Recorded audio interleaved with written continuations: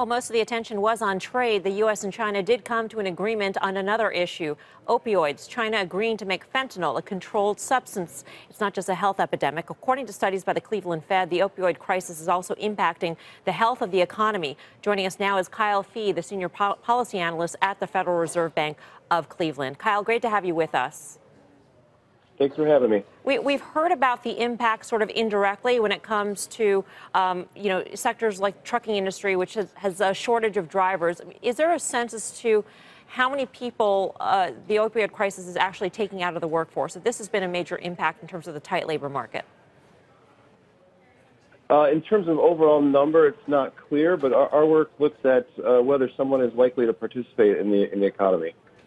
Okay. And what have you found exactly? And I'm just curious, what sort of data is available for you to actually come up with this? And is there increasing amounts of data being collected right now because it's such a big epidemic? Sure. So the data that we use is prescription opioid data, and that's largely the best we can get because there's really no data out there on illegal opioid activities. Okay. As far as increased data being collected, you're seeing a lot of different efforts around data collection and reporting as the crisis has increased. But the cost of the U.S. economy overall is in the billions, correct? Whether you measure that in terms of healthcare costs and or lost productivity.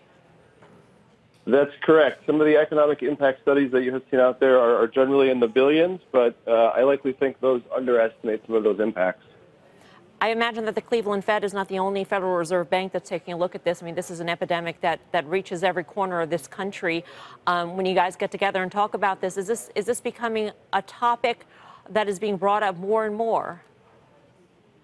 It's definitely a topic that's on everyone's mind within the Fed system. The Cleveland Fed, along with the Richmond Fed, have been kind of leading the effort, but we're seeing increased interest from across the system. And what are some of the theses within the Federal Reserve System about the opioid crisis and its impact on the labor market?